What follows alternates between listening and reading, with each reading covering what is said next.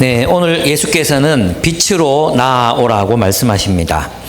요한복음 7장에서 9장은 빛이신 예수님과 어둠에 속한 유대인들 사이에서 일어난 피할 수 없는 그 갈등을 기록하고 있습니다. 예수님은 어둠의 세상 가운데 빛으로 임하셨습니다. 그의 인격과 사역을 통해 그 빛은 찬란하게 스스로를 증명하고 있었습니다. 이 빛을 본 사람들은 결단을 내려야만 합니다. 그 결단은 바로 계속 어둠 속에 남아 있을 것인지 아니면 빛으로 나아올 것인지에 대한 결단이었습니다. 요한은 오늘 9장에서 한 소경이 눈을 뜨고 또 회심하는 장면을 감동적으로 그리고 있습니다. 요한은 세심하고 주의 깊게 또 문학적으로 이 사건을 선택해서 아주 자세하게 이 사건을 독자들에게 보고합니다. 예수 그리스도 앞에서 사람들이 나타낸 반응들이 우리에게 전해지고 있습니다. 어떤 사람들은 이 예수라는 이 난해한 인물, 이사야서에서 예언하셨던 기묘자, 원더풀, 어떻게 범주를 정할 수 없는 정말 난해한 이 존재, 이렇게 난해한 존재, 그 존재에 대해서 깊이 숙고한 다음, 그가 행한 말, 그가 행한 일, 이 모든 것들을 숙고한 다음 그를 메시아로 인정하기도 했습니다.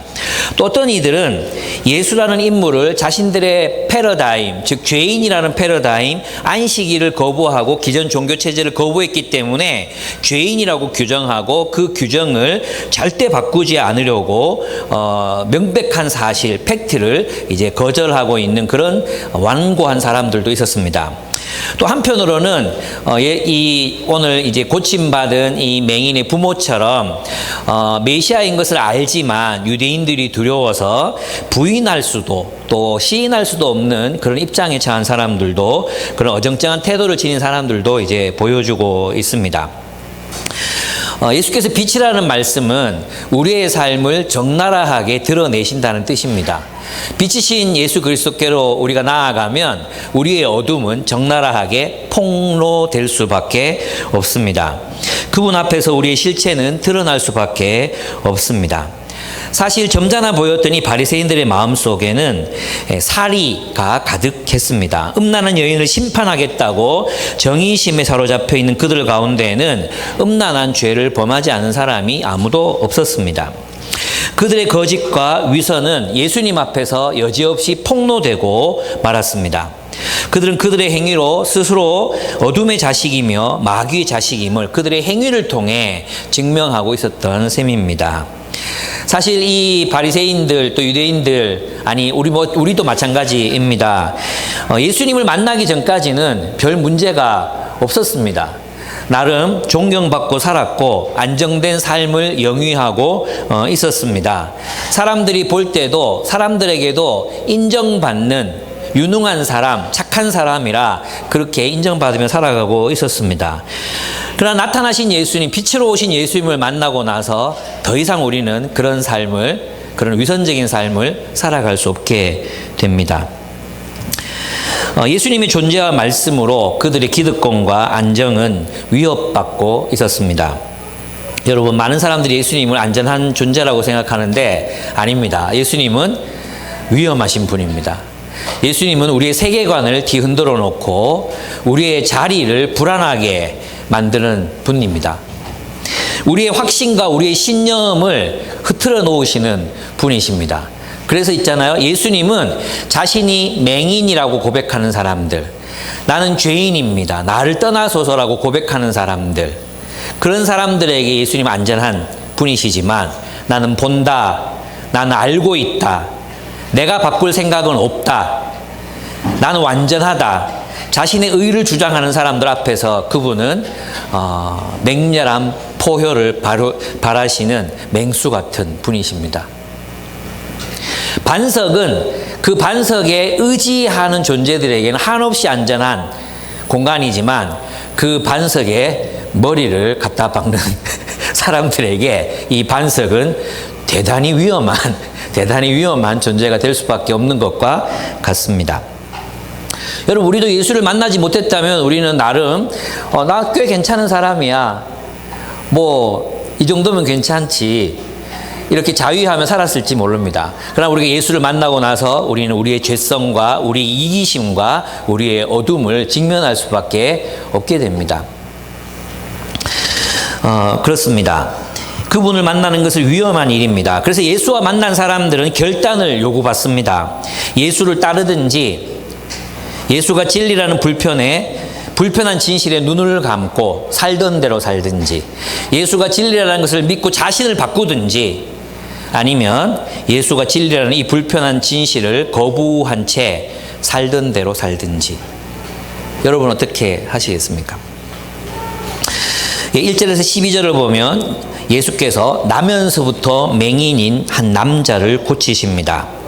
예수께서 길을 가시다가 날 때부터 눈먼 사람을 보셨습니다. 예수님께서 길을 가시다가 그를 주목해 보시니까 제자들의 눈이 예수님의 눈을 따라갔습니다.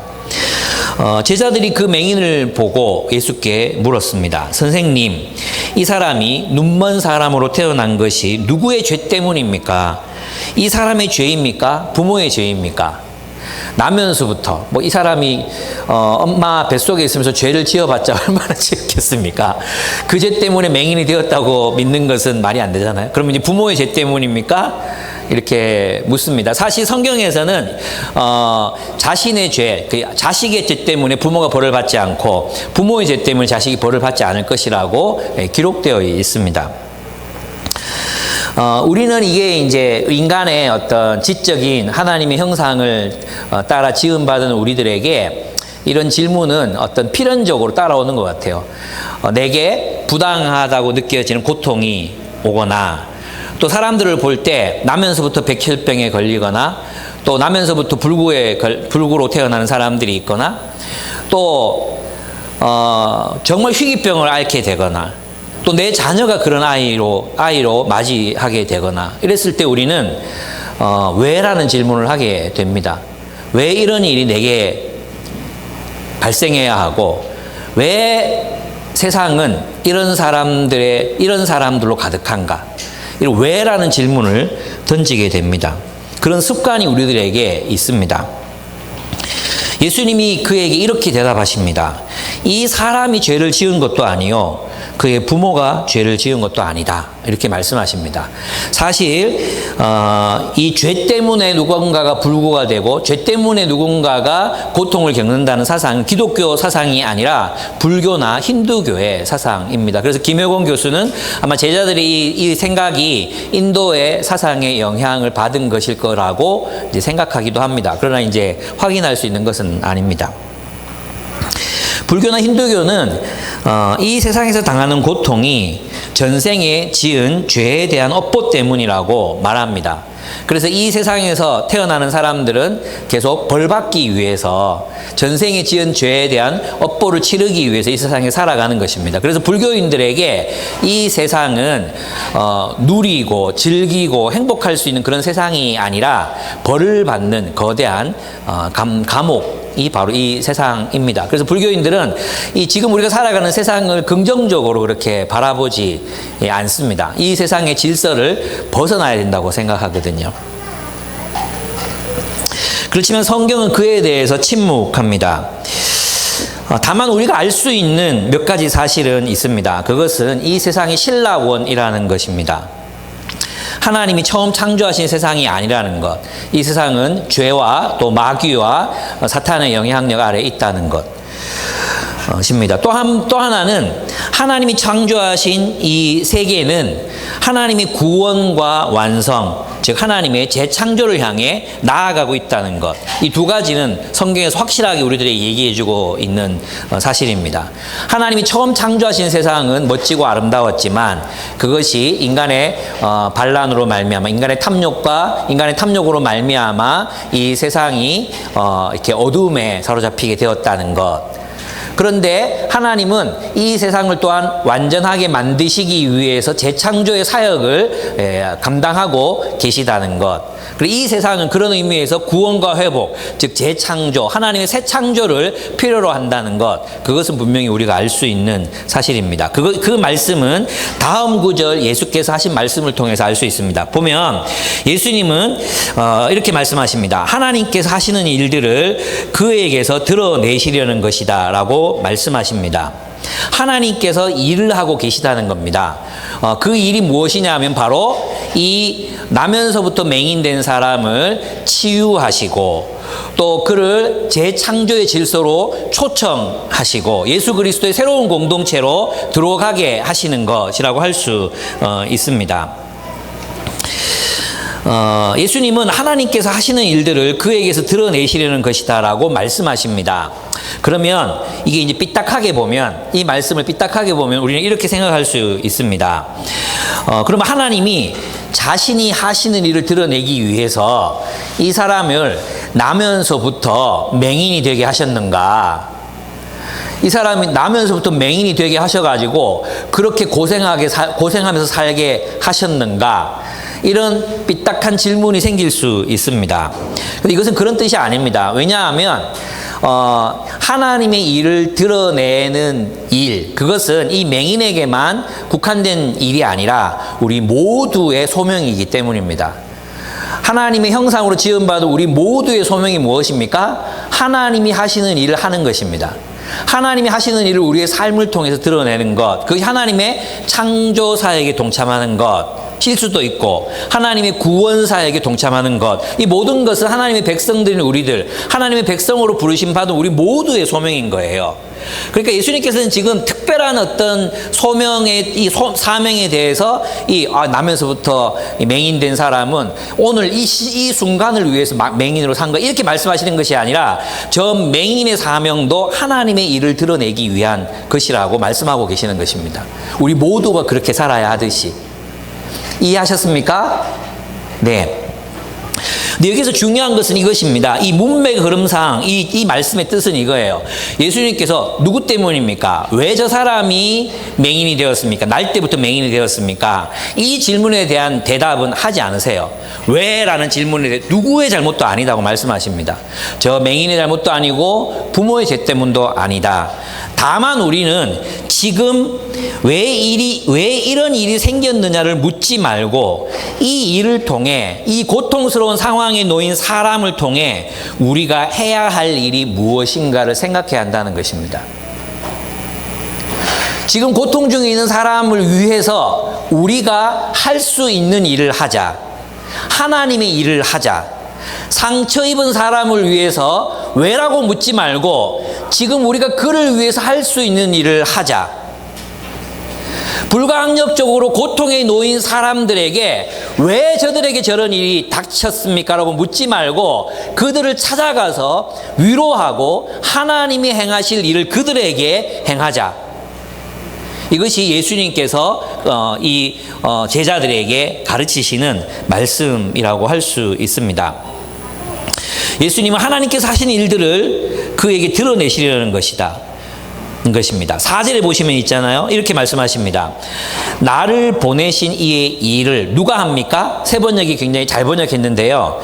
나를 보내신 이의 일을 내가 하여야 하리니, 이렇게 번역한 성경도 있거든요.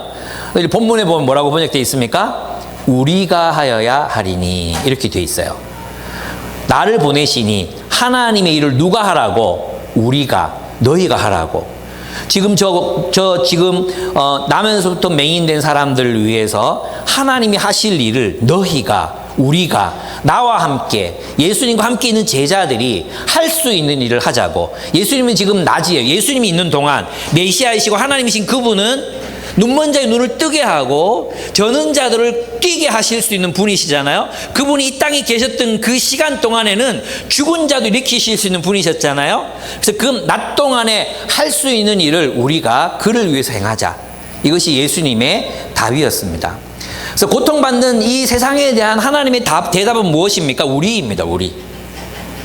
왜 하나님이 이 세상을 고통스럽게 왜 이렇게 내버려 두시지 않으셨어요? 누구를 보내셨습니까? 우리를 보내셨어요. 뭘 하라고요? 하나님이 일을 하라고. 하나님이 일을 하라고 우리를 보내신 것입니다. 그래서 우리가 주변에서 만나게 되는 왜라는 질문이 나오는 그 고통스러운 상황 속에 처해 있는 사람들과 상황들을 보면서 우리가 해야 될 일이 무엇입니까? 하나님의 일, 그를 통해 하시려는 하나님의 일, 그에게 하시려는 하나님의 일을 우리가 감당하는 것, 그것이 바로 우리가 해야 할 일이라는 것입니다. 그렇습니다. 그래서 예수님께서는 지금 할 수 있을 때, 낮인 동안에 소경을 낫게 하실 수 있는 지금 하나님이 하시는 일을 그에게 하고자 하십니다. 예수님은 마치 하나님께서 인간을 창조하듯이 침으로 흙을 반죽하시고 마치 새로운 눈을 만드시는 것처럼 그의 눈에 붙이십니다. 그의 눈을 지금 흙으로 만들고 계시는 것입니다. 그리고 가서 씻으라고 명령하십니다. 소경은 맹인은 이 말씀에 순종했습니다. 그리고 그의 눈은 보게 되었습니다. 유배기는 이 진흙을 이겨 눈에 붙이시는 행위를 바로 하나님의 새로운 눈을 주시기 위한 새 창조의 행위라고 말씀하십니다. 그래서 이 맹인은 이제 예수 그리스도께서 이 땅에서 행하시는 메시아가 행하시는 그 새 창조의 사역 가운데로 들어오게 되는 거예요. 또 하나는 뭐예요? 물에 가서 실로암에 가서 씻으라고 하잖아요. 그것은 침례를 의미합니다. 새로운 존재로 거듭나서 하나님이 창조하시는 새로운 공동체에 속하라는 거예요. 이것이 이제 초대 교회 교부들이 해석했던 그런 이제 말씀입니다. 저는 이 해석에 동의합니다. 왜냐하면 요한복음은 물질적인 세계를 통해서 영적인 세계의 비밀을 밝히는 메타포들로 가득 차 있기 때문이에요. 어떤 부분에서는 풍류적이고 어떤 부분에서는 사실적이고 그렇습니다. 이것을 잘 구분해서 우리가 읽을 필요가 있습니다. 그렇습니다. 그래서 진흙을 이겨 눈에 붙이신 행위는 흙으로 사람을 만드신 태초의 하나님의 창조 행위를, 물에 가서 씻으라는 말씀은 새로운 공동체의 창조와 초대를 의미한다고 말할 수 있습니다. 예수님은 지금 새로운 창조를 실행하고 계셨던 거예요. 그냥 한 사람 낫게 해주는데 그치는 게 아니라, 그래서 나중에는 너는 인자를 믿느냐라고 말씀하시잖아요. 너는 인자를 믿느냐, 그리고 나를 따르라. 그리고 그는 엎드려서 그 인자가 뭡니까? 왕, 온 세상을 다스리신 그 왕 앞에 부복하여 엎드립니다. 여러분, 우리가 고통받는 사람들을 만날 때, 또는 우리 자신이 이해할 수 없는 고통을 당할 때 우리가 물어야 할 질문은 why가 아니라 what입니다. what이 되어야 합니다. 왜라는 질문은 사람을 부정적으로 만드는 경향이 있습니다. 이 왜라는 질문은 머릿속에서 답을 요구합니다. 그러나 what은 우리의 행동을 요구하거든요. 그래서 긍정적인, 적극적인 그런 행동을 도출해 내지요. 무엇을 해야 합니까? 지금 나는 무엇을 해야 합니까? 라는 질문은 우리를 주도적으로 만듭니다. 바로 예수님이 그런 분이셨습니다. 여러분, 꽤 괜찮은 해피엔딩 읽으셨잖아요. 거기에 보면 안 읽으신 분들은 이 책은 꼭 가지고 계셔서 힘들 때마다 여러분들이 펴서 읽으셨으면 좋겠어요. 이지선 씨는 자신에게 닥친 불행, 사람에게 닥칠 수 있는, 특별히 여성에게 닥칠 수 있는 최악의 상황을 겪으신 분이십니다. 음주운전자가 트럭으로 일으킨 사고로 얼굴과 온 몸에 화상을 다 입어버렸습니다. 눈이 감기지 않았어요. 눈이 감기지 않아서 계속 눈에 안약을 넣어야 하는, 그래서 눈이 막 짓물러가는 그런 고통을 겪으셔야 했습니다. 수술로 몇 차례나 받으셨는지 모릅니다. 그리고 그 화상을 입으면 근육이 서로 땡기잖아요, 이렇게. 그래서 그 고통, 그 통증이 정말 이루 말할 수 없는 그런 통증이라고 말합니다. 그런데 그녀는 왜라는 질문에 함몰당하지 않습니다. 왜 내게 이런 일이? 여러분, 저 같으면 맨날 원망하며 살았을 것 같아요. 그 트럭 운전사 새끼, 낫기만 해봐라. 내가 휘발유통 들고 가서 집을 다 불태워버릴 거다. 이런 생각을 해도, 그런 생각을 평생 하면서 살아도 누가 뭐라 하겠습니까? 그럴 만한 상황 아닙니까? 근데 이지선 씨는 그 트럭 운전사의 얼굴도 모릅니다. 찾아보지도 않습니다. 그리고 그녀는 결단합니다. 현재를 살겠다고 결단합니다. 지금 내게 주어진 삶을 살아가겠다고 결단을 해요. 그리고 현재에 몰두합니다. 그래서 있잖아요. 병원에서 그녀가 했던 일들을 보면 엄마하고 오빠하고 베개 싸움하고 스프링 침대 위에 올라가서 막 뛰고 구르고 배트맨 놀이 한다고 있잖아요. 침대볼을 막 목에 감고 막 뛰어다니고 병원 사람들 저거 미친 거 아니야? 이럴 정도로 하루하루를 기쁘게 살아냅니다. 그래서 저는 이지선 씨가 그 고통을 이겨낼 수 있는 비결이 두 가지였다고 생각해요. 하나는 뭐냐 하면 현재 내가 해야 할 일이 무엇인가. 두 번째, 유머 감각입니다. 유머 감각. 어떻게 이 현재를 누릴 것인가. 자신이 당한 이 상황을 어떻게 웃음으로 넘길 것인가. 그게 저는 이지선 씨를 살았다고 생각해요. 그래서 그녀는 자신이 해야 될 일에 최선을 다합니다. 치료하고 치료를 받고 그리고 공부를 열심히 합니다. 원래 유아교육과를 졸업했잖아요. 유아교육과를 졸업했는데 나중에는 상담 또 이렇게 그 복지 쪽으로 바꿔가지고 여기도 참 감사한 게 온누리교 하영주 목사님 계실 때 이분에게 모든 학비와 생활비를 다 대줘서 유학하고 오라 했거든요. 돌아왔을 때도 미리 뭐 알아보지 않았는데 한동대학교에서 그 당시 하영주 목사님에게 한 건물을 이제 기증할 때 보셨죠? 기증할 때 이제 자신도 임용이 그날 되었다고 합니다. 그래서 지금 한동대 교수로 계시잖아요. 이분이 너무 바쁘셔가지고 제가 이제 북토크를 열고 모시려고 했는데 당연히 오실 줄 알았는데 생각보다 바쁘시더라고요. 그래서 올해 안에는 이미 강의 나갈 수 있는 시간이 다 소진됐다 그래. 내년에 오시라고 제가 메일을 또 보냈거든요. 내년에 미국에 있다고. 내후년에 연락하라고. 그래서 내후년 어느 날 우리가 한번 내후년 우리 창립 기념일 그때 한번 초대해 볼까 지금 생각하고 있습니다. 제가 책 제목을 내가 정말 큰 실수를 한 건데, 꽤 괜찮은 해피엔딩이잖아요. 그래서 제가 꽤 괜찮은 결말. 꽤 괜찮은, 내가 그 영화랑 헷갈린 것 같아요. 그래가지고, 그 꽤 괜찮은 결말을 너무 죄송하더라고. 내가 왜 이랬지? 그래가지고, 죄송하다는 말을 이렇게 보냈는데, 그런 실수 누구라도 할 수 있는 거 괜찮습니다. 다만 제가 내년에 미국에 있습니다. 이렇게 보내오셔가지고, 좀 안심이 됐어요. 예. 그렇습니다. What? 고난이 올 때 우리는 why가 아니라 무엇을 해야 합니까? 라고 물어야 합니다. 그럼 그게 뭐예요? 하나님이 하시는 일을 하는 거예요. 고통이 와. 힘든 일이 와. 내가 이해할 수 없는 어려움들이 내게 닥쳤어. 누군가에게 닥쳤어. 우리가 해야 될 일은 왜? 판단하고 정죄하고 네가 뭘 잘못해서 그렇지. 그죠? 우리는 쉽게 그런 피해자들에게 네가 뭘 잘못해서 그렇지. 이걸 얼마나 쉽게 합니까? 그게 아니라 뭘 하라는 겁니까? 내가 지금 무엇을 해야 합니까? 하나님이 일을 하라는 거예요. 그게 세 가지입니다. 첫째는 뭡니까? 치유하고 회복시키는 일입니다. 예수님은 먼저 눈먼 병자, 눈먼 맹인의 눈을 뜨게 하십니다. 치유하는 일. 사람이 받은 상처, 사람들이 받은 고통, 그것을 치유하고 회복하는 일. 그것이 하나님의 일입니다. 누군가 상처 입은 사람, 누군가 고통에 빠져 있는 사람, 고민에 빠져 있는 사람들을 위해서 해야 될 첫 번째가 뭡니까? 그들을 돌보는 일이에요. 그들을 치유하고 회복하는 일. 두 번째, 그것은 새로운 질서와 공동체를 창조해내는 일입니다. 이것이 바로 침으로 진흙을 반죽하시고 실로암에 가서 씻게 하신 일, 바로 그 일이었습니다.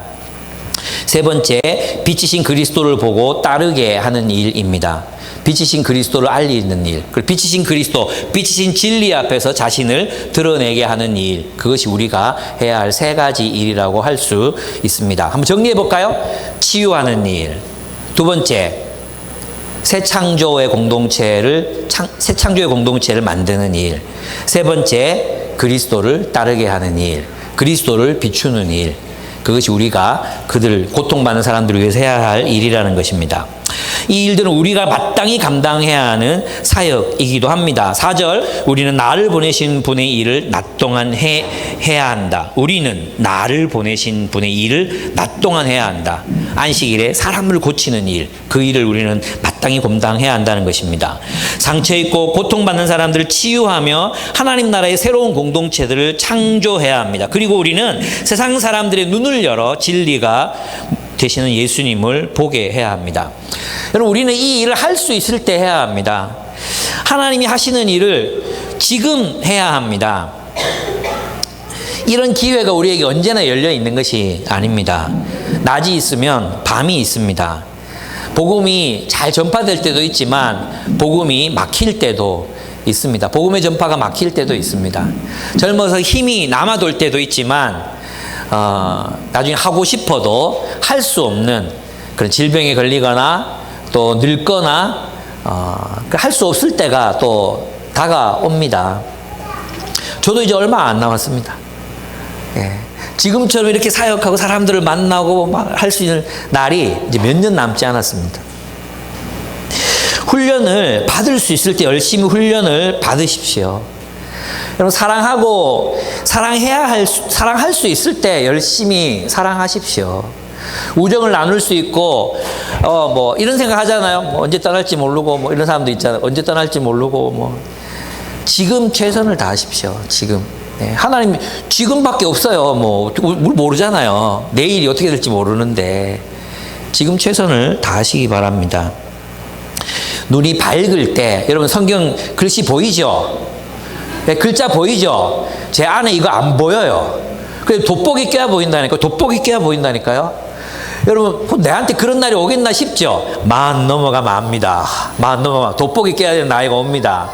안 보이기 시작합니다. 눈이 밝을 때 책 열심히 읽어 두십시오. 진짜 여러분에게 권합니다. 나중에 읽고 싶어도 눈이 침침해서 안 보입니다. 눈이 아파서 못 읽습니다. 지금 읽으십시오. 지금 그 건강한 눈으로 유튜브만 조지지 말고, 예? 좀 책을 읽으십시오. 예.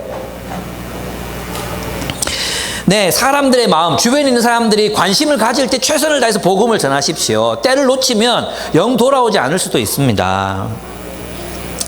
여러분에게 그래도 돈이 있을 때 구제하고 젊음이 있을 때 열정적으로 사십시오. 사람들이 예수를 만나게 하십시오. 고통 가운데 있는 사람들에게 하나님이 하시는 일을 하십시오. 만나서 밥 사주고 위로하고 함께 있어주고 함께 노십시오. 뭐 딴 게 있겠습니까? 외로워하는 사람들 만나서 함께 놀아주십시오. 아무한테도 마음도 안 열고 밥도 안 사주고 그러면서 맨날 외롭다 하지 말고, 얼마나 그게 이율 배반입니까? 맨날 외롭다 해, 맨날. 그러면서 인간관계는 죽어도 안 맺으려고 그래. 가만히 있어요, 그냥. 네? 노력하지 않아요. 약속을 잡지도 않아요. 밥을 하지도 않아요. 그러면서 맨날 외롭다 해요. 맨날 이놈의 공동체 외롭다고. 쥐가 외롭게만, 왜? 정말 시간을 내세요. 시간을. 밥을 사세요. 밥 살 돈 없어 라면이라도 끓여서 초대하세요. 예. 왜 그런 거 안 하면서 맨날 외롭다 합니까? 지금 그럴 만한 때에 그 일을 감당하시기 바랍니다. 여러분, 예수님은 진흙을 침으로 이겨 맹인의 눈에 붙이고 그에게 말씀하십니다. 가서 씻어라. 실로암 못에 가서 씻어라. 저는 이 실로암 못이 있잖아요. 그냥 우리나라 연못처럼 그런 소금쟁이도 살고 이런 연못인 줄 알았거든요. 옛날에 그렇게 설교했던 것 같아요. 눈을 떴는데 물결이 햇살에 비치고 그게 틀렸어요. 실로암 못은 그런 못이 아니고 인공 물길이에요. 물길. 예루살렘 성전 예루살렘으로 물이 들어갈 수 있도록 물길을 돌을 쌓아서 만든 셈이에요. 용추라는 데죠. 그래서 거기에서 인공적으로 이제 물이 흘러 들어가는 그 물이 실로암이에요. 이 실로암의 뜻은 보냄을 받다, 이런 뜻을 가지고 있어요. 근데 저는 이 맹인을 보면 정말 어떤 대단하다고 생각해요. 믿음이. 이 당시는 이제 민간에 이런 전승이 있었어요. 이 그리스 로마 전승인데 뭐냐 하면 영웅들이나 장자나 사회적 영향력이 있는 사람이 침을 바르면 치유의 효과가 있다. 이런 어떤 민간 전승이 있었어요. 근데 이걸 유대 랍비들은 받아들이지 않고 있었어요. 그런 미신이 어딨냐. 이게 이제 유대 랍비들의 생각이었거든요. 그래서 저는 이게 예수님께서 왜 이렇게 하셨는지는 예수님이 하신 행위를 맹인이 어떻게 받아들였는지는 잘 모르겠어요. 여러 생각들이 있었을 것 같아요. 여러 생각들이. 하나는 뭐냐 하면, 지금 나에게 뭔가 이렇게 침을 통해서 나의 눈을 고쳐주려고 하는가 보다. 이렇게 생각했을 수도 있어요. 그런데 이 맹인은 굉장히 합리적인 사람이거든요. 뭐라고 말하느냐 하면, 창세 이후로부터 눈먼 사람이, 나면서부터 눈먼 사람이 눈 떴다는 건 한 번도 본 적이 없다. 못 봤지, 맹인이니까. 한 번도 들어본 적이 없다. 이렇게 말해요. 그러니까 자신이 눈을 뜰 수 있다는 가능성을 전혀 생각하지 않고 있었다. 저는 생각하거든요. 두 번째는 뭐냐 하면, 실로암에 모세 가서 씻으라 했잖아요. 이건 뭘 떠올립니까, 여러분? 엘리야가 나만 장군에게 요단강에 가서 씻으라고 하잖아요. 7번 몸을 담그라고 하잖아요.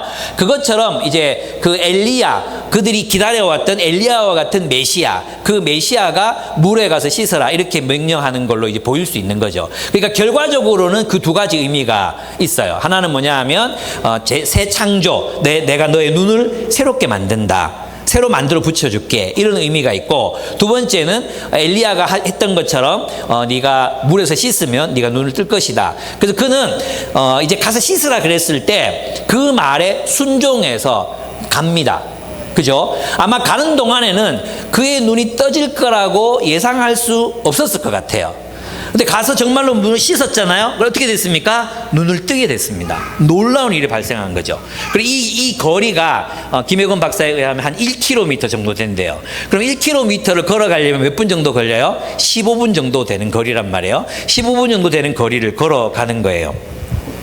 여러분 같으면 어떻게 하시겠습니까? 제가 이 설교하면서 자주 말씀드렸지만, 침으로 진흙을 이길 정도가 되려면 상당히 많은 양의 침이 필요합니다. 그냥 자연스럽게 뱉어지는 이 침으로는 이 진흙을 이길 정도가 안 됩니다. 그죠? 페바터 안 돼요. 여기 있는 걸 끌어올려서, 그죠? 이 비강에 있는 것까지 다 모아가지고 그렇게 뱉어서 이제 주물러야 되는 거거든요. 저 같으면, 저는 이제 제가 유대인이었으면 미신이라고 생각해서 가능성이 높을 것 같거든요. 그러면은 이 더러운 걸 눈에, 침을 뱉는 것도 좀 찝찝한데 거기다가 이걸 내게 눈에 바르고 있잖아요. 이렇게. 이거 어땠을까? 그리고 한편으로 믿음. 내 눈은 결코 떠질 수 없다. 그죠? 그럼 가서 씻어야 될 때 미쳤나 저게? 이럴 수 있잖아요. 두 번째, 흙도 더러운데 거기다 침까지 와, 진짜 싫다. 이런 감정이 들 수도 있어요. 그리고 한편으로는, 야, 이게 진흙 발라가지고 눈 떠질 것 같으면 금가루 바르면 벌써 떠졌겠네. 이런 생각도 할 수도 있어요. 그죠? 세상에 네 침밖에 없네. 이럴 수도 있고, 그죠? 아마 그가 불순종할 수 있는 그런 조건들은 굉장히 많았습니다. 그러나 이 맹인은 열린 사람이었어요. 존경받는 예수가 말했을 때 그는 그의 말을 듣습니다. 한마디로 말하면 그는 결론을 미리 내리지 않습니다. 자신의 세계관, 자신의 프레임, 그것에 갇혀 있지 않습니다. 시도해 봅니다. 여러분, 우리가 있잖아요. 이전의 세계관에 붙잡혀 있으면 새로운 것을 경험할 수 없습니다. 변화를 체험하지 못하는 대부분의 사람들은 옛 세계관에 사로잡혀 있는 사람들입니다. 우리는 예수의 말씀에 순종을 감행해야 합니다. 그 말씀을 따라 살아봐야 합니다. 그러면 뭐가 생깁니까? 믿음이 생깁니다. 여러분 있잖아요. 믿음을 가져야지. 믿음을 가져야지. 이렇다고 믿음이 생기는 게 아니라, 말씀을 따라 살아봤을 때, 말씀을 따라 선택해 봤을 때 믿음이 커지는 거예요. 오늘 본문에 보면 가라 해서 가잖아요. 눈을 씻었어요. 눈을 씻으니까 눈이 떠졌잖아요. 처음에 예수는 어떤 사람이냐? 자신의 눈을 뜨게 한 사람이 불과했어요. 오늘 본문 읽어보세요. 처음에 그가 이 예수를 어떻게 인식하느냐? 자신의 눈을 뜨게 한 사람. 근데 바리새인들과 자꾸 논쟁을 하다 보니까 죄인은 병을 고칠 수가 없어. 죄인의 기도를 하나님 들으시지 않아. 그럼 이는 의인이네. 의인이면 뭐지? 네가 생각할 때 뭐냐? 예언자다. 병 고친 사람에서 뭘로 넘어갑니까? 예언자로 넘어가잖아요. 바리새인들과의 대화를 통해서 나중에 예수를 만나잖아요. 그래, 너는 인자를 믿느냐? 인자. 다니엘서 7장 9절에 예언된 그 인자를 믿느냐? 그가 누굽니까? 내가 믿겠나이다. 내가 그다 했을 때 그에게 엎드려 경배합니다. 그러니까 예수님을 인자, 왕, 하나님의 메시아로 인정하는 거예요. 그의 믿음이 어떻게 됐어요? 어떻게 됐습니까? 순종을 통해서 성장해 갔어요. 믿음은 처음부터, 우리 안에 있는 믿음은 처음부터 완전하지 않습니다. 우리의 믿음이 처음부터 완전한 것이 아니라 점점 우리가 순종하고 행동하고 실천해 갈 때 어떻게 됐습니까? 그 믿음이 자라나고 온전해집니다. 우리의 행동이 믿음을 견인합니다. 우리의 행위가, 순종의 행위가 믿음을 성장시킵니다. 우리의 순종의 행동이 믿음을 이끌어 갑니다. 순종하지 않으니까 믿음이 생겨나지 않는 거예요. 그러니까 있잖아요. 사람들이 가지고 있는 대부분의 믿음은 뭐냐 하면 신념이에요. 신념. 예수에 대한 인격적 믿음이 아니라 신념. 자기 안에 이 바리새인들이 가졌던 신념, 그거에 불과한 때가 많습니다. 특별히 한국교회 그리스도인들이 가지고 있는 믿음이 바로 예수에 대한 인격적 믿음이 아니에요. 여러분 있잖아요. 그 믿음의 행동이 우리의 감정에 영향을 미친다는 것, 우리의 몸이 우리의 마음을 이끈다는 것, 이거는 과학적인 연구 결과이기도 합니다. 여러분 있잖아요. 이게 뭐냐 하면 우리의 몸이, 우리의 몸, 우리의 선택이 우리 마음을 이끌어 가는 건데요. 이게 굉장히 중요한 거예요. 이게 뭐냐 하면 면접관들 있잖아. 면접관들에게 절반에게는 따뜻한 음료를 줘요. 따뜻한 음료. 그래서 이제 따뜻한 음료를 들고 있으면 손이 따뜻해지잖아요. 그죠? 그리고 마시면 너 몸이 따뜻해진단 말이에요. 한쪽에게는 차가운 음료를 주는 거예요. 그리고 나서 면접을 보게 해요. 그러면 따뜻한 음료를 받았던 사람들은 그 학생들에게 또는 이제 면접하는 사람들에게 긍정적인 평가를 대부분 합니다. 근데 놀랍게도 차가운 음료를 받아들고 마셨던 사람들은 그 사람에 대해서 냉소적이거나 소극적으로 반응하는 거예요. 이게 점수를 별로 안 줘요. 박하게 점수를 주는 거예요. 놀랍죠? 그래서 있잖아요. 여러분들이 아이스 아메리카노를 너무 좋아하시면 안 됩니다. 아이스 아메리카노를 마시면 사람들에 대해서 냉정해질 수 있습니다. 그래서 여러분이 서로를 만날 때 이게 좀 냉정한 마음이 들어, 사람들 평가할 때 박한 마음이 들어, 여러분이 아이스 아메리카노를 좋아해서 그럴 수 있습니다. 앞으로 따로 다 바꾸시기 바랍니다. 저와 아내는 반드시 따를 먹습니다. 그래서 저는 우리 사람들 긍정적으로 평가하잖아요. 예, 왜 그러냐? 따뜻한 걸 먹으니까. 예, 이거 굉장히 중요합니다, 여러분. 뿐만 아닙니다. 이런 일만 있는 게 아니라 왜 사람들 앞에서 왜 잘 쪼는 사람들 있잖아요. 이렇게 왜 사람들과 친해지고 싶은데 괜히 막 쪼는 사람들 있죠. 웅크러들고 이런 사람들 있잖아요. 그런 사람들에게 실험을 하는 거예요. 뭐냐 하면 자리에 앉아서 보스가 취하는 그런 태도를 취하게 하는 거예요. 보통 보스들 어디 앉습니까? 이렇게 혼자 앉는 자리에 앉죠. 그리고 태도가 어떻습니까? 제끼죠. 그리고 가슴을 펴고 다리도 쩍벌, 그죠? 쩍벌로 이렇게 하잖아요. 근데 그 앞에 있는 사원들 어떻게 앉습니까? 쪼그려 가지고 이렇게 눈치를 보면 이렇게 앉죠. 그래서 있잖아요. 사람들이 시키는 거예요. 회의에 들어가기 전에 보스의 자세를 취해보라 그러는 거예요. 이렇게 가슴을 펴고 당당한 자세로 눈에 힘을 빡 주고 그리고 쩍벌하고 이렇게 딱 한 15분 동안 있어 보는 거예요. 그리고 나서 회의석상에 들어가잖아요. 발표를 잘해. 당당해져 있어. 여러분 있잖아요. 우리는 우리 마음의 문제라고 생각하는 것들이 대부분 우리의 몸의 문제, 행동의 문제일 때가 정말로 많아요. 또 하나는 뭐냐 하면 내가 이런 소심한 마음을 극복할 어떤 노력을 해야 될까? 뭐 책을 읽으면 될까? 뭐 이렇게 복잡하게 생각한단 말이에요. 근데 그게 뜻밖에도 뭐냐 하면 그냥 가슴 펴고 보수의 자세를 한번 취해보고 그래 뭐 한번 해볼까? 이런 어떤 이 몸의 자세를 취하는 거예요. 따뜻한 음료를 마시고 그럼 담담이 생긴다니까. 인생에 억수로 복잡해 보이는 문제들도 알고 보면 굉장히 단순한 데 있을 수 있어요. 심지어는 있잖아요. 어떤 노인이 노년 우울증이 온 거예요. 삶에 의욕이 없어. 너무 힘들어해. 그런데 이 노인에게 진짜 잘 뛰어노는 아이들, 정말 유쾌하게 뛰어댕기는 애들 있잖아요. 저런 애들의 똥을 뽑아가지고 그 노인의 똥에 대장에 집어넣는 거예요. 어떻게 되는지 아십니까? 그 노인이 우울증을 극복해. 그리고 밝게 살아. 여러분 있잖아요. 그래서 나중에 발견한 게 뭐냐 하면 장내 미생물이 우리의 감정을 좌우한다는 거예요. 내 말이 안 믿어지죠? 여러분이 자주 우울감에 빠지는 사람들은 여러분의 대장 속에 나쁜 균들이 많을 수 있다 얘기입니다. 먹는 게 중요하다는 게, 먹는 게. 여러분들이 무엇을, 그래서 균도 자주 바꿔줘야 돼. 그래서 2주 이상 같은 거 먹으면 안 돼. 자꾸 먹으면서 내한테 맞는 균을 찾아야 돼. 제가 말씀드리고 싶은 건, 이건 다 과학적 연구 결과예요. 제가 말씀드리고 싶은 건 뭐냐 하면, 우리 기독교인들의 신앙이 너무 영화되어 있다, 스피리추얼라이징 되어 있다 있잖아요. 그죠? 사실은 있잖아, 그 말씀이 육신이 되어 우리와 함께 거한다 그랬잖아요. 하나님 우리의 몸이 행복하기를 원하시거든. 이거 굉장히 중요한 겁니다. 그러니까 무슨 말이냐 하면, 우리의 마음, 우리의 믿음은 누가 이끌어가는 거예요? 우리의 행동이 이끌어가는 거예요.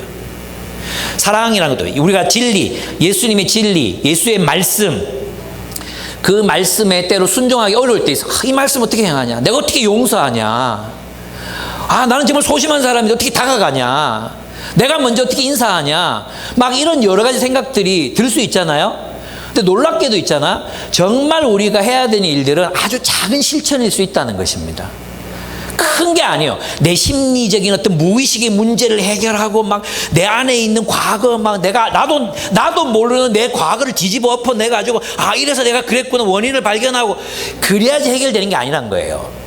때로는 있잖아요, 내가 정말 누군가를, 내가 옛날에 그랬거든. 내 아내도 T야, T. 나도 T야. T와 T끼리 만나면 뭐하겠어? 다투면 누가 옳고 그른가를 계속 따지는 거예요. 당신이 이거 잘못했잖아. 내가 이거 잘했지. 네가 잘못했잖아. 그래, 이게 뭐 네 책임 40, 내 60 이렇게 안 끝나. 네가 다 잘못했든지. 끝까지 싸우잖아요. 끝까지. 그죠? 근데 있잖아, 그렇게 해결이 안 되더라고. 그래서 이 나이쯤 돼서 이제 나이 55쯤 넘어가면서 제가 깨달은 게 있어요. 그게 뭐냐 하면, 그냥 이 문제를 덮어두고 그냥 해결됐다고 생각하고 사랑의 표현을 하는 거예요. 얼마 전에도 싸웠거든요. 참으러 가다가 싸웠어요. 에어컨을 틀었는데 너무 추운 거야. 그래가지고 이제 제가 온도를 조금 낮춰놨거든요. 그러면 이제 이쪽이 그 부엌에 있으니까 좀 더웠나 봐. 그럼 여보, 에어컨 좀 세게 틀어줘요, 이렇게 얘기하면 되잖아요. 어떻게 얘기하느냐 하면, 당신만 시원하네, 이러는 거야. 지금 당신만 시원하다. 아니, 내가 그 순간 나는 뭐가 됩니까? 이기적인 놈으로 나는 완전히 격화된 거잖아. 너무 화가 나는 거야. 그래서 내가 이제 막 싸우려고 그러다가 참았죠. 그리고 올려줬죠. 올려주고 차를 타고 가는데 자기가 뭐라 하더라고요. 그래서 제가 어떻게 했는지 아십니까? 뺨을 이렇게 쓰다듬어 줬어요. 그랬더니 아내가 손을 딱 잡더니 뿌리치더라고요. 제가 어떻게 했겠어요? 다시. 그렇게 됐을 때 어떻게 되는지 아십니까? 내 마음이 녹아요. 내 마음이 녹는 거예요. 내 마음이. 여러분 있잖아, 행동이 우리의 감정을 지배합니다. 그래서 있잖아요, 여기 자주 했잖아요. 이 얘기. 부부 세미나 이런 데 가잖아. 막 이혼 직전인 세미나 가잖아요. 그러면 갈등이 원인을 찾고 대화해보라 하지 않아요. 뭐 합니까? 손잡고 눈 보라 그래요. 손잡고 눈 보라 그래요. 보고 있으면 그냥 울어요. 그리고 서로 이해해버려, 그냥.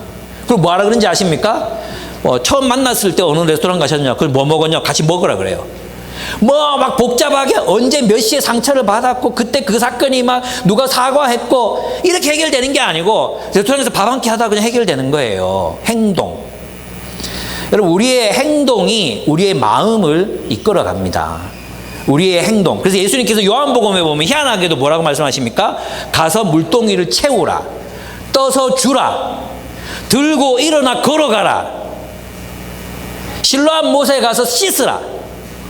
다 뭡니까? 행동을 요구하는 거예요. 그 행동이 우리의 믿음입니다. 그래서 여러분, 그냥 주님이 원하시는 일을 그냥 하세요. 어렵죠? 어떻게 용서해요? 용서하기 쉽지 않아요. 그죠? 그럼 어떻게 해요? 초콜릿을 사세요. 그리고 그걸 잘라. 그리고 그 사람 자리에 그때 갖다 놔. 줘. 그게 사랑이에요. 여러분 있잖아요. 우리의 행동이 우리의 마음의 관계를, 이 관계의 거리를 좁혀요. 여러분 있잖아요. 온라인 예배 뭐 이렇게 하자. 온라인 예배 이래 하잖아요. 저는 있잖아요. 이 온라인은 예배가 아니냐. 온라인은 정상적인 예배는 아니죠. 왜냐하면 있잖아. 사람의 마음의 거리는 물리적 거리와 비례해요. 물리적 거리. 뭐 온라인 그렇게 좋아하면 여러분들이 부부 생활도 온라인으로 하세요. 예? 부부 생활 온라인으로 할 수 있습니까? 우정관계 온라인으로 할 수 있습니까? 그건 비정상적인, 그러니까 위기 상황에서는 그렇게 잠시 할 수 있는 거지 그것이 우리의 일상을 지배할 수 있는 게 아니에요. 심지어는 있잖아요.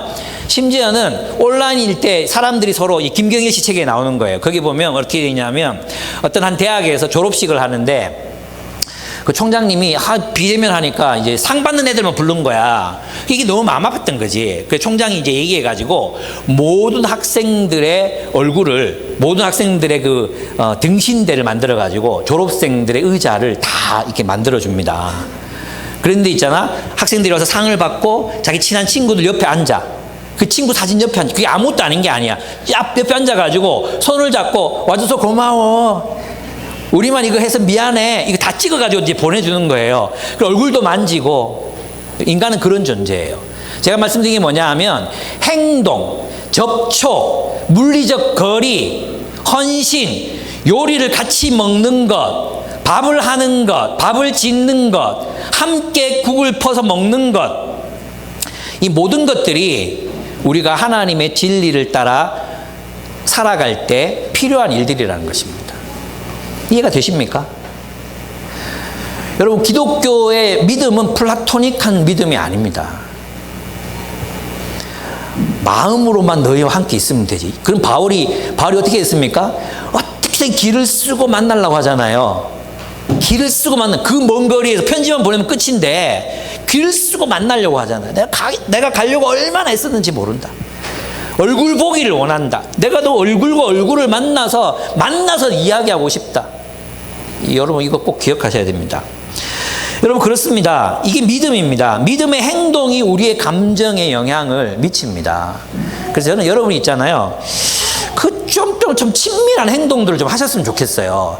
요즘에 이런 걸 안 하잖아. 옛날에 성기령 앞으로 나와봐라. 해 뜨는 데부터 그거 알지? 일로 와봐라. 해 뜨는 데부터 그거 우리 찬양했단 말이야. 찬양하면서 여호와의 모든 정도가 누굴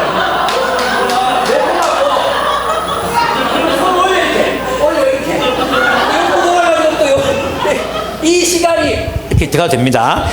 얼마나 뻘쭘한지 아십니까? 근데 그걸 통해서 우리가 다 친해진 거야. 그걸 통해서. 아시겠습니까?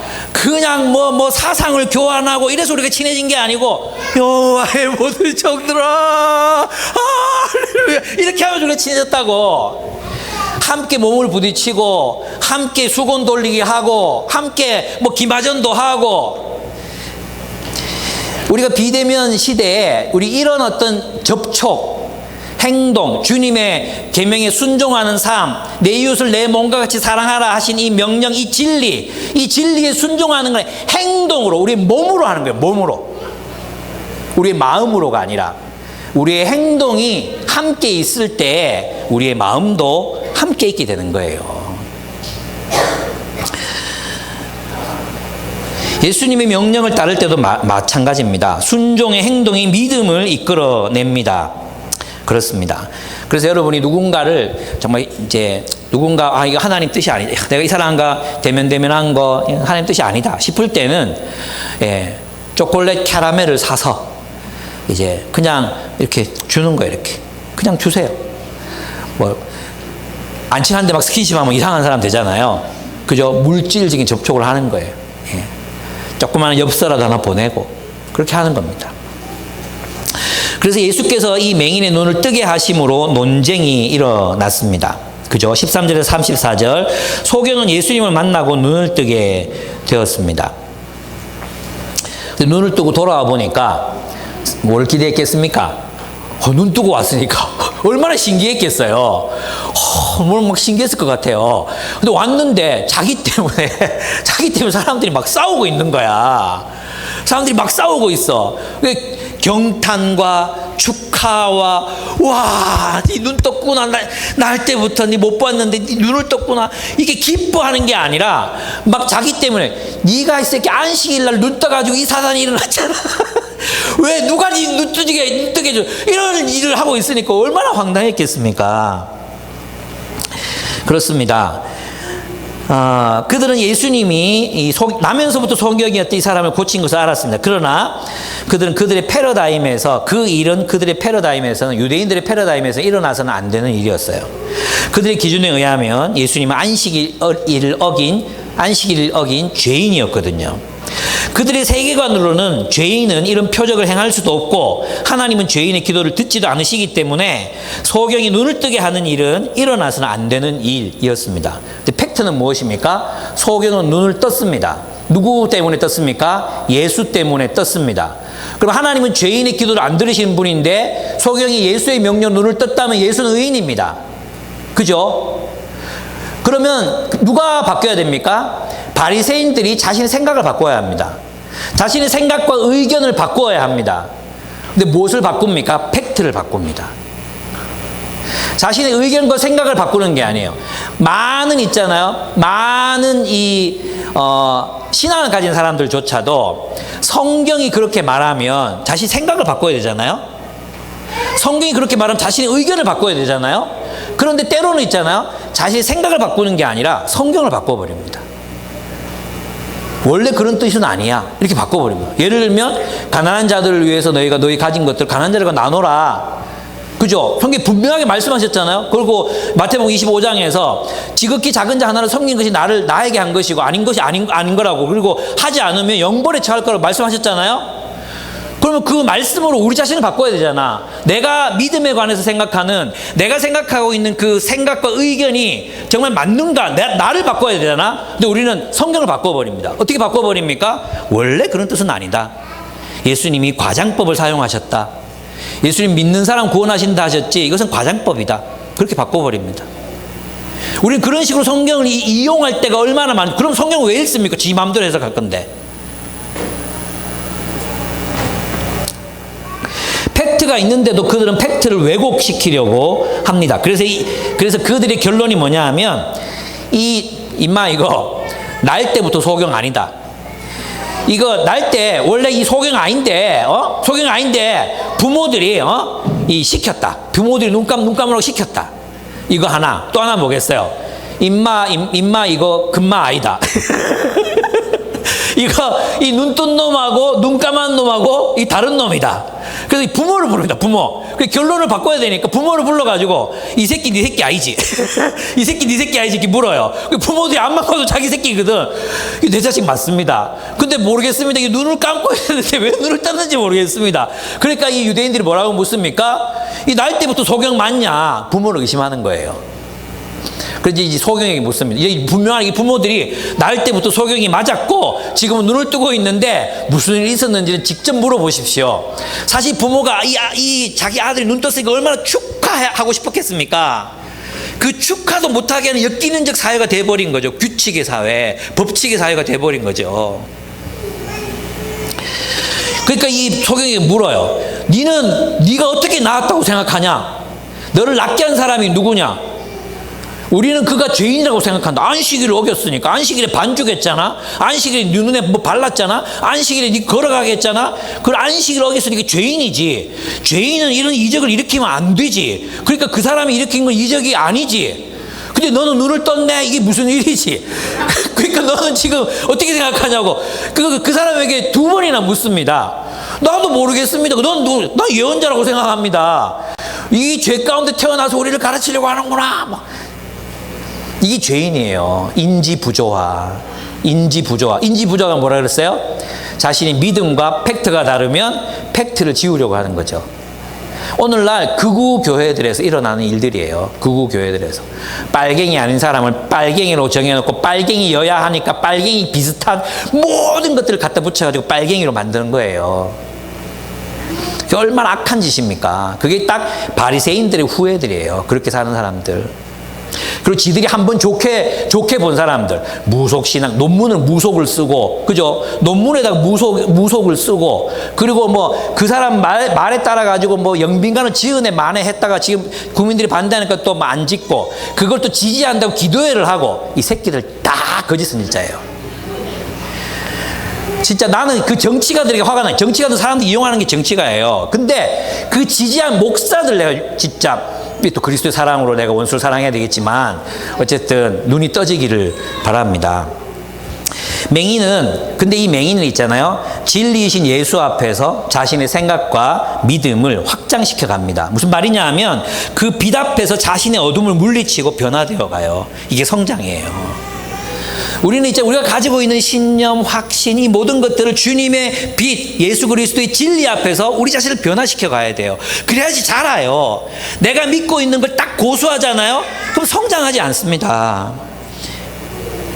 유대인들은 지금 집단적 인지 부조화 상태에 빠져 있습니다. 여러분, 이게 이제 우리 르네 지라르 책 읽었죠? 희생양 읽었잖아요. 거기 보면 이런 얘기 나오죠. 그리스의 한 도시에 기근이 들고 또 막 흉흉한 일들이 막 일어나니까 왜 이러냐? 도대체 이유를 모르겠다. 그래서 그 도시의 현자인 스테파노스를 찾아갑니다. 사람들이. 찾아가 스테파노스를 물었어요. 물으니까 뭐라고 대답하는지 아십니까? 신전에 구걸하고 있는 자가 악마다. 신전에서 구걸하고 있는 자가 악마다. 그래서 전부 사람들이 이끌고 그 신전으로 갑니다. 신전으로 가서 그 사람을 구걸하고 있는 사람을 봅니다. 전부 다 돌을 들고 돌로 치려고 막 분기탱치해서 갔습니다. 처음에 그 거리는 선량한 눈빛을 비추다가 그 눈빛이 악마의 눈으로 변했다고 묘사하고 있습니다. 본색을 드러냈는데 그의 눈빛은 악마의 눈빛이었다. 그 순간 누군가가 돌을 들어 그를 쳤다. 사람들이 다 돌을 쳤어요. 돌로 쳤어요. 다 치고 났어요. 돌을 헤쳐보니까 거기 사람이 아니라 늑대 한 마리가 죽어 있었다. 그게 그 당시 기록이에요. 누가 죽었습니까? 악마가 죽었습니까? 불쌍한 거린이 죽었습니까? 네? 모르겠어요? 불쌍한 거린이 죽은 거예요. 인지 부조화. 자신들이 믿는 걸 관철시키는 거죠.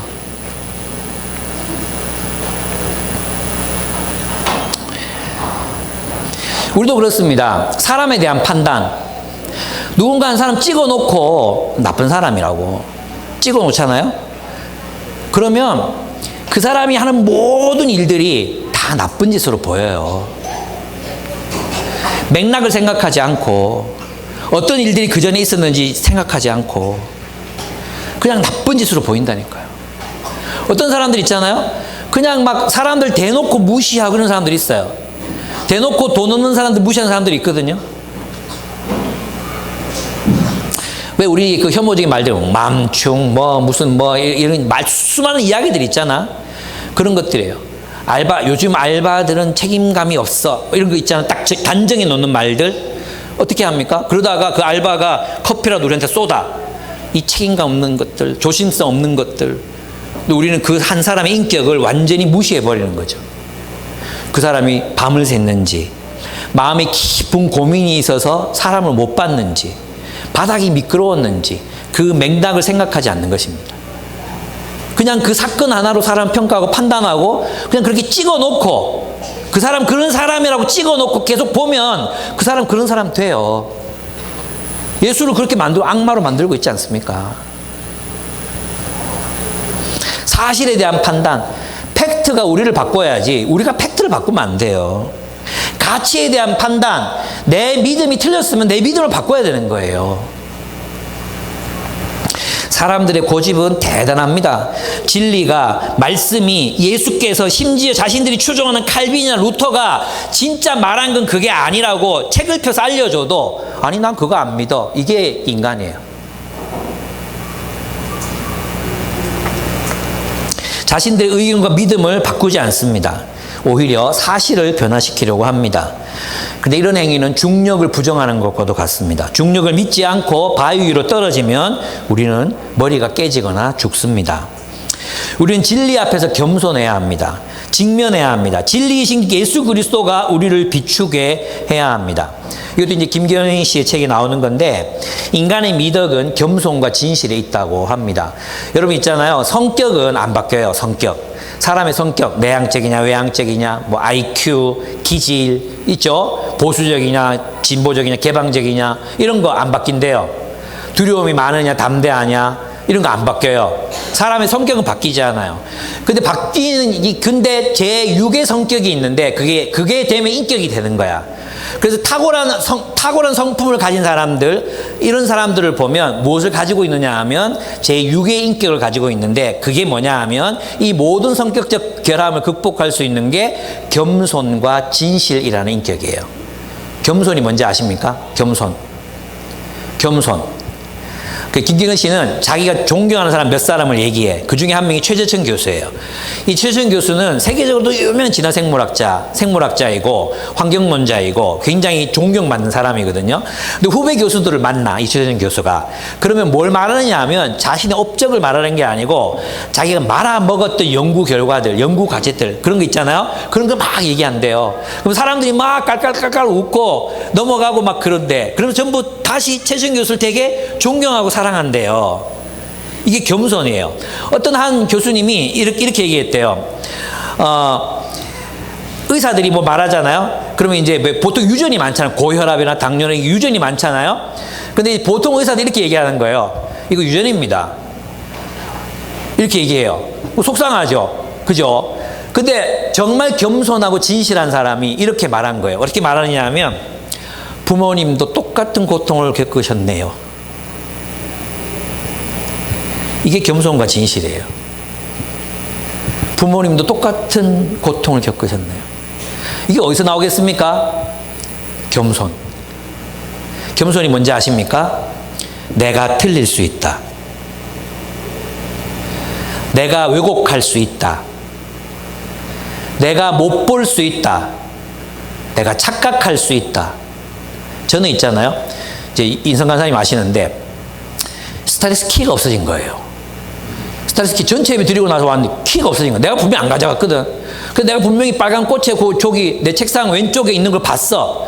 그리고 그 다음 왕 없어진 거야. 2주 동안 찾았어요. 못 가신지 아십니까? CCTV 이틀치를 제가 다 돌려봤어요. 누가 왔나? 없는 거예요. 근데 우리 집에서 제 갈색 바지에서 발견이 됐어요. 저는 제가 한 번도 입지 않았다고 생각했던 그 갈색 바지, 이게 왜 여기 들어있지? 내가 그 옷을 입고 간 거죠. 그리고 나도 모르게 그걸 집어넣은 거죠. 와, 인간은 틀릴 수 있습니다. 인간은 왜곡할 수 있습니다. 인간은 잘못 알 수 있습니다. 그래서 있잖아, 오늘 본문에서 뭐라고 말합니까? 확신하는 게 아니라 네가 스스로 본다 하니 죄가 그저 있도다. 네가 못 본다고 말했으면 넌 죄가 없다. 맹인인 것처럼. 네가 하나님, 우리 인간이, 이게 뭡니까? 이게 기독교적인 용어로 말하면 뭐예요? 죄인인 것을 인정하는 거예요. 하나님, 저는 한계가 있습니다.